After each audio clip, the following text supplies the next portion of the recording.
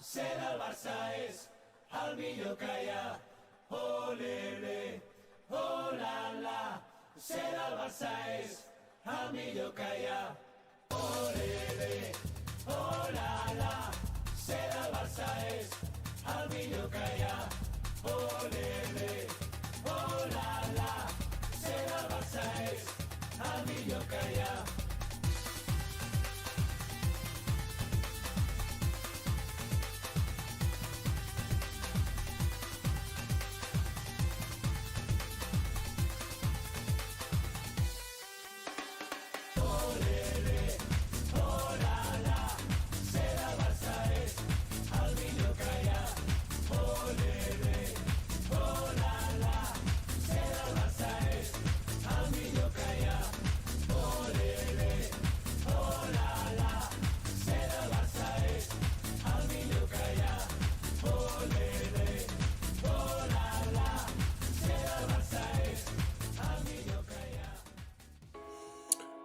Bonsoir à tous, bonsoir mes chers abonnés, j'espère que vous allez bien.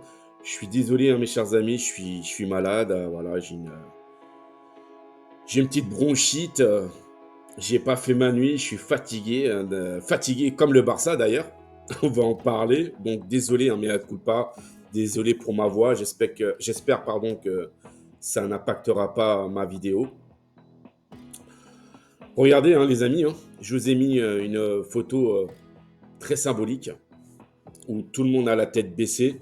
Regardez Juan Laporta qui est sur votre gauche. On a l'impression qu'il a été réanimé par le SAMU après le match du Barça face à Grenade. Regardez la tête de Xavi, tête baissée. Deco qui est complètement désabusé. Plus rien ne va au club. On dirait que voilà, le club est à la dérive. Le club est en plein naufrage.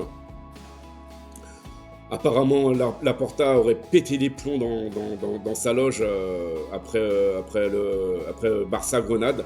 Et franchement, il y a de quoi, lui qui aurait apparemment tout valdingué. Voilà, il a pété les plombs, ça peut arriver parce que, bon, oui, il est sur tous les fronts. Je peux vous dire que c'est pas du tout évident d'être président du Barça actuellement. C'est pas du tout un plaisir. Laporta qui essaie de colmater les brèches depuis son investiture. Voilà, parce que le Barça a été laissé à l'abandon par Bartomeu. Lui, sa gestion catastrophique du club, il a suicidé le club, c'est le cas de le dire. Voilà, et Laporta, il fait ce qu'il peut pour ramener des investisseurs afin de ramener de l'argent, d'où le projet l'Espagne-Barça. D'ailleurs, j'espère que ce projet marchera, sinon le club... Le club, les sociaux, voilà, on n'aura plus qu'à mettre la clé sous la porte. Donc, on verra bien comment le projet marchera, mais le projet l'Espagne-Barça, il faut que vous preniez conscience, les amis, que c'est la survie du club là, qui est en jeu. C'est la survie du club. Si le projet ne marche pas, on met la clé sous la porte. Le Barça sera en vente.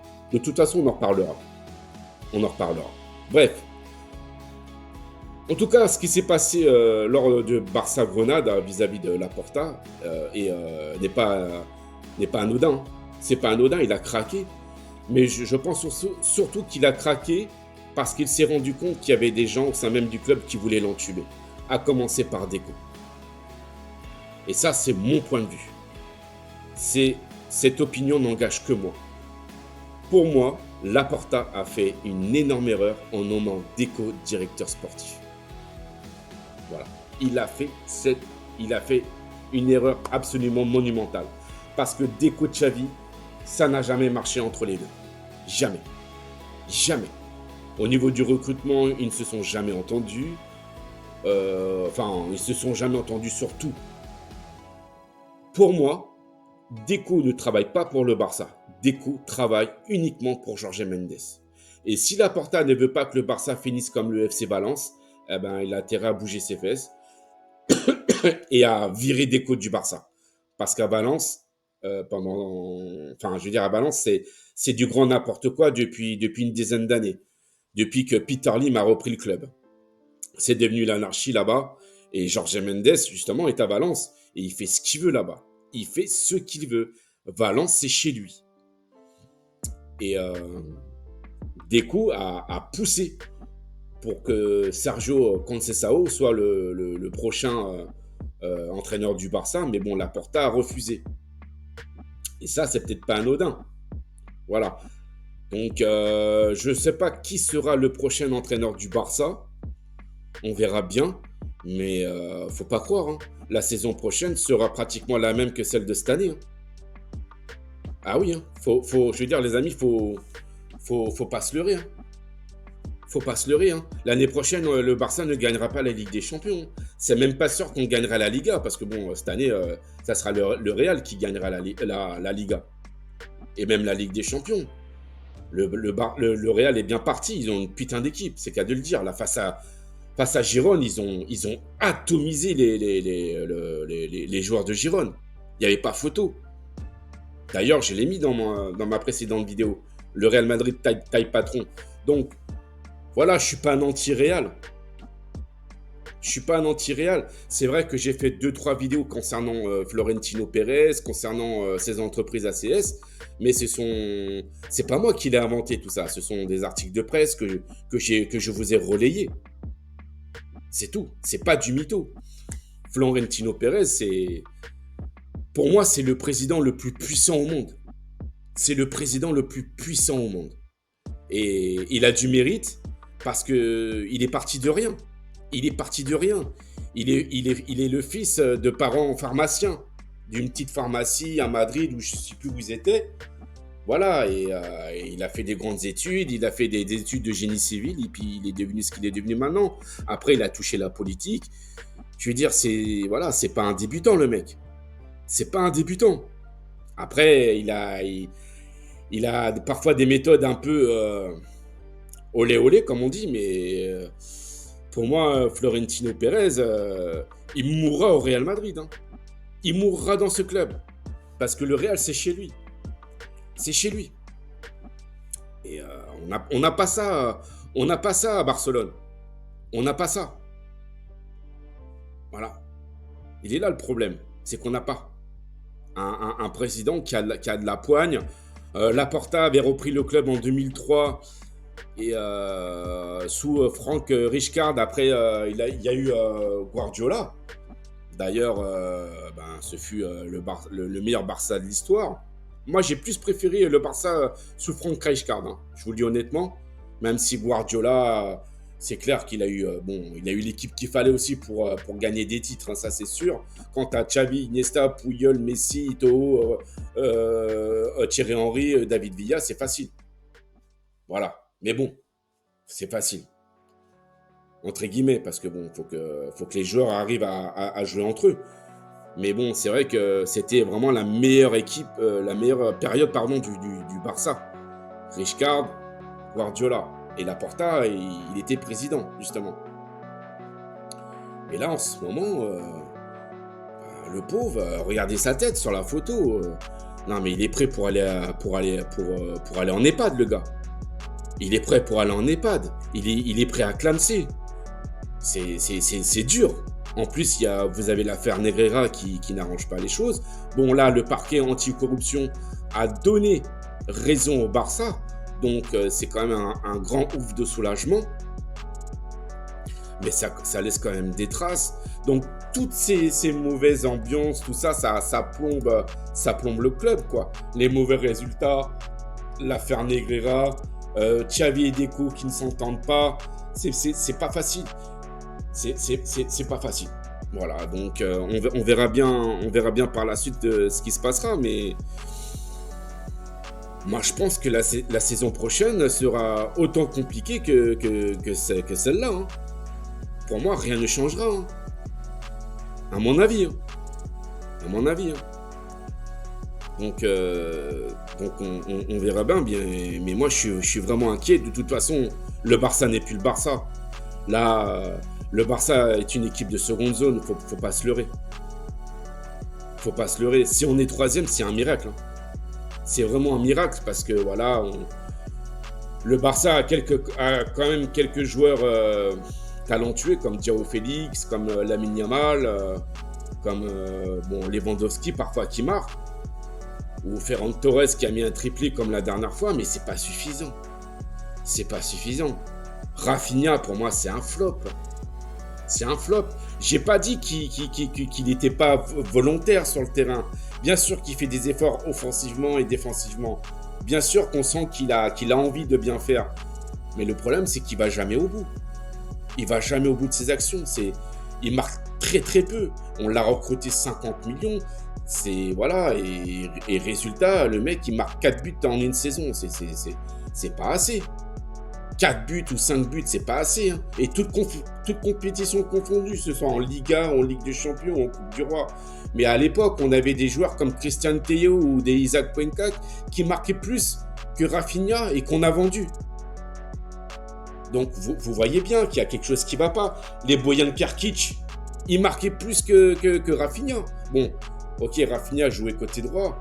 Mais voilà, je veux dire, c'est vrai que c'était pas la même époque où le Barça avait beaucoup plus d'exigences que maintenant. Mais là, franchement, j'ai l'impression qu'on n'arrête pas de mettre des pansements sur le club. On n'arrête pas de colmater les brèches pour pas que le club ne s'effondre. Mais c'est lourd. Maintenant, à chaque fois que le Barça joue en Liga, on ne sait jamais à quoi s'attendre. C'est pas possible. On est le Barça. On n'est pas... je sais pas, on n'est pas Dunkerque, on n'est pas Dieppe, sans manquer de respect. Mais maintenant, là, le prochain match, ça sera face au Celta Vigo à l'extérieur.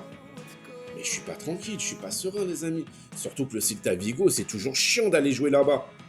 Et après, on va taper le Napoli. Premier match à Naples. Mais moi, j'ai peur qu'on se prenne une rouste. Imaginez-vous, on se prend un 4-0 là-bas à Naples, mais tout le monde se moquera de nous, encore une fois. Mais en même temps, qu'est-ce qu'on peut espérer? On n'a pas l'effectif pour aller au bout. On n'a pas l'effectif, alors qu'est-ce qu'on espère? Jouer un quart de finale pour qu'on ait un peu plus de rentrée d'argent, mais c'est tout. Parce que c'est ça maintenant. C'est des thunes. C'est des thunes. Si on n'a pas de thunes, le club coule. Elle est là, la réalité. Elle est là. Donc voilà. En tout cas, les amis, j'espère que ma vidéo vous a plu. Un petit pouce bleu, hein, comme d'habitude. Je compte sur vous pour mon référencement YouTube. J'espère que le Barça finira au moins 3e pour jouer la Ligue des Champions pour la saison prochaine. Mais avec l'Atlético Madrid et Bilbao qui poussent derrière, ouais, je vous dis, les amis, ça va pas être évident. Ça va pas être évident du tout. Moi, j'ai peur. En tout cas, quoi qu'il arrive, je serai toujours derrière le Barça, même si le club descend en 2e division. Hein. Je serai toujours derrière mon club de cœur. Ça, voilà. Ça, c'est clair et net. Quand on est supporter, c'est dans les bons et dans les mauvais moments. Vous avez des supporters qui supportent des clubs quand ça va, et quand ça va pas, ils supportent d'autres clubs. Moi, je suis pas comme ça, moi, ça a toujours été le Barça et ça sera toujours le Barça. Voilà, c'est comme ça. Voilà. Tout simplement. Voilà, les amis. En tout cas, je croise les doigts. Et faut absolument que Laporta se sépare de Deco. Pour moi, ce mec est un poison. Pour moi, ce mec fout la zizanie au sein même du club. Voilà. C'est ce que je ressens, moi. Comme je l'ai ressenti pour Sandro Rosell et Bartomeu. Deco n'a absolument rien à faire au Barça. Voilà, les amis, j'en ai fini avec cette vidéo. Sur ce, je vous souhaite une excellente soirée. Et portez-vous bien. Et si j'ai d'autres infos, je ferai une vidéo comme d'habitude. Et puis voilà. En tout cas, je serai là pour le débrief pour Barça Celta Vigo. J'espère que ça se passera bien. Mais bon, voilà. J'espère sincèrement. Parce que si le Barça fait une contre-performance face au Celta, là j'ai peur que Xavi... bye bye. Là j'ai peur pour Xavi, hein. Je vous le dis honnêtement. Je pense pas qu'il finira la saison. Je pense pas. En tout cas, il faut un électrochoc. Ça, c'est sûr. Voilà les amis. Sur ce, je vous souhaite à tous une excellente soirée. Portez-vous bien et je vous dis à bientôt. Ciao, ciao les amis.